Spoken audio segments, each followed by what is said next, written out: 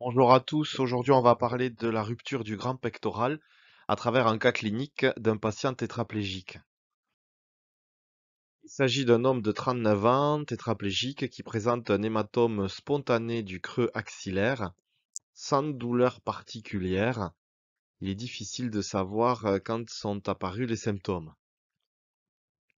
On effectue une échographie sur la zone et on retrouve une image très hétérogène en regard du muscle grand pectoral. Ici, on a la tubérosité humérale, tubercule mineur, avec la gouttière bicipitale.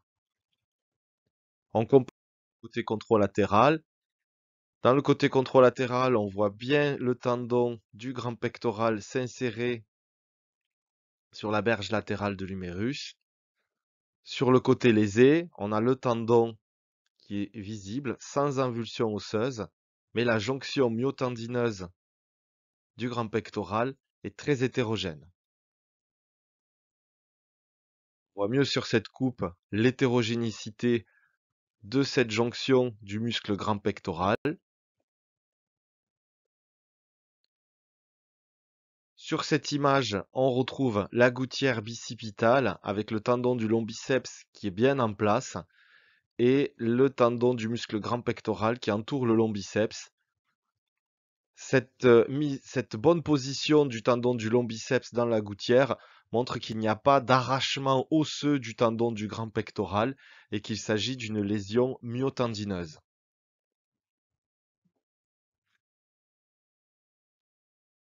Voici en vidéo la bonne position du tendon du long biceps, l'absence d'arrachement osseux du tendon du grand pectoral et l'image est hétérogène en faveur de la lésion myoaponévrotique du muscle.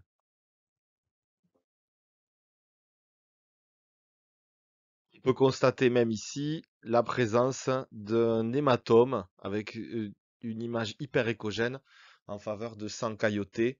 Il n'était donc pas possible de réaliser une ponction de cet hématome. Donc au total, on a un patient tétraplégique qui présente une rupture myotendineuse du chef sternal du muscle grand pectoral. On a ici l'image correspondante à peu près à sa lésion parue sur un article, où on voit l'aspect continu du tendon, dans l'absence de lésion du tendon, par contre, des lésions juste en dessous du chef sternal. Alors chez ce patient tétraplégique, comment a-t-il pu faire une lésion du muscle grand pectoral? Très probablement lors des soins de nursing, d'abduction passive, le muscle a pu se léser, c'est décrit dans la littérature, et notamment chez des patients âgés grabataires avec des lésions de ce muscle-là. Alors maintenant, d'un point de vue anatomique, qu'est-ce que le muscle grand pectoral? La nomenclature internationale, il s'appelle le muscle pectoralis major. Et je vous invite à regarder le chapitre de ce livre paru l'an dernier, Échographie en appareil locomoteur, écrit par Ralette Campagna Monzoni et collaborateurs, qui est un chapitre absolument passionnant sur le muscle grand pectoral. Le muscle grand pectoral est composé de plusieurs chefs. On a tout d'abord le chef ici, claviculaire, avec les fibres qui s'insèrent sur la clavicule et sur la partie inférieure du tendon du grand pectoral. Le deuxième chef, le chef sternal, qui est présent ici, qui va s'insérer tout le long du sternum pour ensuite aller dans la partie supérieure du tendon. Et enfin, le chef abdominal, les fibres abdominales, prolongement des fibres du muscle droit de l'abdomen, qui va s'insérer sur les cartilages costaux et sur la partie supérieure du tendon. On constate le rapport étroit avec le muscle coraco-brachial qui se situe de l'apophyse coracoïde jusqu'à l'humérus dans son tiers moyen. Et il y a quelque chose que l'on peut remarquer sur l'insertion du muscle grand pectoral, c'est qu'il y a une inversion entre la position des fibres. Par exemple, ici, on a les fibres qui s'insèrent sur la partie haute donc, du muscle qui vont arriver sur la partie basse du tendon. Vous voyez, le chef claviculaire va s'insérer sur la partie basse du tendon, alors que les fibres abdominales vont s'insérer sur la partie haute du tendon. Donc on a un tendon du grand pectoral qui a cet aspect enroulé sur la berge latérale de l'humérus. Ensuite, vous pouvez constater que l'insertion du tendon grand pectoral sur l'humérus, il s'agit pratiquement d'une insertion myo-osseuse, puisqu'on a les fibres musculaires qui vont très loin, pratiquement jusqu'à la berge latérale de l'humérus, rendant pratiquement impossible le diagnostic de tendinopathie. Alors, quelle est la fonction de ce muscle? Ce muscle est principalement adducteur de l'épaule, comme l'on voit sur cette vidéo, tirée du site Muscle and Motion. Il a également un rôle de rotateur médial d'épaule accessoire, avec le grand rond et le grand dorsal. Et il a également un rôle d'antépulsion grâce à son chef claviculaire, comme on le voit sur cette partie de la vidéo. Alors, il y a différents types de ruptures de ce muscle. Les différents types de lésions retrouvées sont d'abord les lésions de l'anthèse distale, avec un arrachement osseux de l'insertion du tendon du grand pectoral et le biceps qui va sortir de sa gouttière. Toutes ces lésions très distales ont un traitement chirurgical avec fixation directe par suture du tendon jusqu'à la berge latérale du grand pectoral. Ensuite, le deuxième type de lésion sont les désinsertions myotendineuses et les lésions musculaires proprement parlées. Dans le cas de notre patient, on avait 7 lésions musculaires situées sur le chef sternal du muscle. Alors, quelles sont les étiologies de ces lésions? Dans plus d'un cas sur deux, les lésions du muscle grand pectoral surviennent lors d'exercices de musculation avec un mouvement qui s'appelle le développé couché, qui est le principal responsable de ces lésions, et notamment lors de la phase excentrique. On va regarder ce dossier d'un Instagrammeur connu dans le monde du bodybuilding qui effectue un développé couché à 220 kg. Il se met en place, son collègue met la barre, phase excentrique et rupture brutale du tendon du grand pectoral. On va maintenant voir en gros plan la rupture. Paf! Le tendon s'étire, casse et on voit que le muscle se rétracte. Donc dans un cas sur deux, on a des lésions qui surviennent lors de ce mouvement de développé couché. Quand on voit ces athlètes bodybuilders, automatiquement, on ne peut que se poser la question du rôle des anabolisants dans ces ruptures. Puisque bien entendu, il est difficile d'atteindre, il est même impossible d'atteindre ce niveau de musculature sans prise d'anabolisants. Alors chez cet Instagrammeur, on a pu suivre un petit peu tout son parcours suite à sa rupture, avec son arrivée à l'hôpital où on voit l'énorme hématome du creux axillaire, et puis cet hématome qui va fuser tout le long du membre supérieur. Et puis également, on suit sa prise en charge post-opératoire puisqu'il a été opéré par suture directe du tendon. Et la prise en charge post-opératoire, notamment la prise en charge rééducative, eh bien, je vous laisse juger d'abord des ventouses,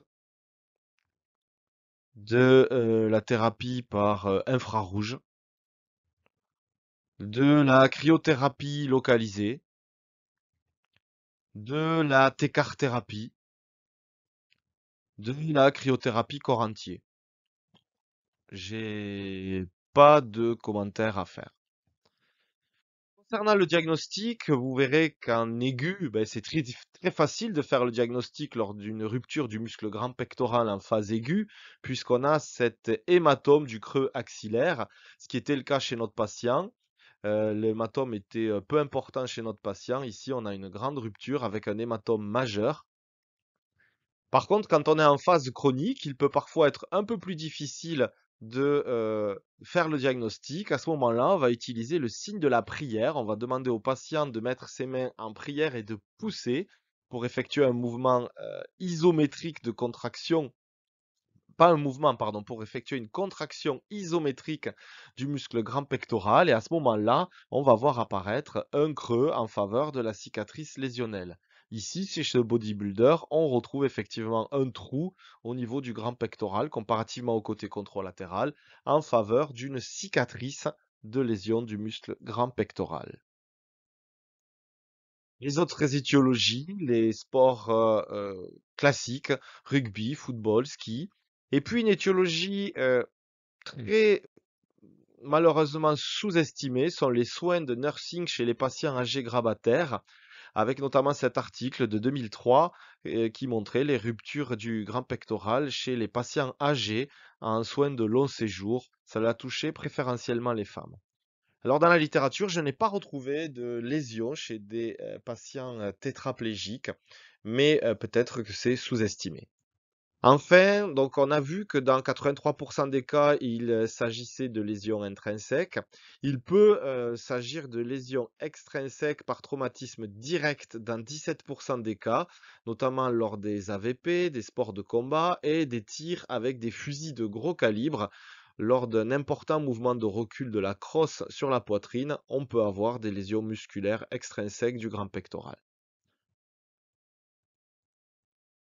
En cas de désinsertion osseuse, le traitement chirurgical pour éviter d'avoir une cicatrice et un trou inesthétique du grand pectoral va être la prise en charge chirurgicale par mise en place de sutures transosseuses sur la berge latérale de l'humérus. Comme on l'a vu précédemment, selon le niveau de la lésion, il va y avoir ou non un traitement chirurgical en cas d'arrachement osseux et ou de rupture du tendon de manière très distale. Le traitement chirurgical va être le traitement de choix. Par contre, en cas de désinsertion myotendineuse ici sur le faisceau claviculaire ou ici de lésion musculaire sur le faisceau sternal, le traitement sera non chirurgical. En conclusion, il est important d'avoir un rôle de prévention et notamment sur la technicité et la qualité du bench press, du développé couché. On constate ces dernières années, et je l'ai dit plusieurs fois sur les vidéos, euh, une démocratisation des salles de sport et on a beaucoup de sportifs qui vont effectuer du développé couché avec des charges extrêmement lourdes, malheureusement aux dépens d'une technique perfectible et ils vont être à risque de blessure. Donc l'importance de savoir vraiment bien sélectionner ses charges et d'avoir un mouvement avec une technicité de qualité. Et c'est pour cela que les professionnels du sport, les coachs sportifs, les préparateurs physiques comme Pierre Roulière, on en parle très souvent d'ailleurs avec lui, ont vraiment un rôle majeur de prévention dans ce type de blessure. Les signes aigus, hématome du creux axillaire, vont devoir tout de suite vous faire penser à une lésion du grand pectoral. Le signe de la prière pour diagnostiquer les lésions chroniques. Et enfin, savoir quand demander un avis chirurgical devant une désinsertion très distale avec avulsion osseuse par exemple, où là, la suture osseuse sera la meilleure solution. Merci.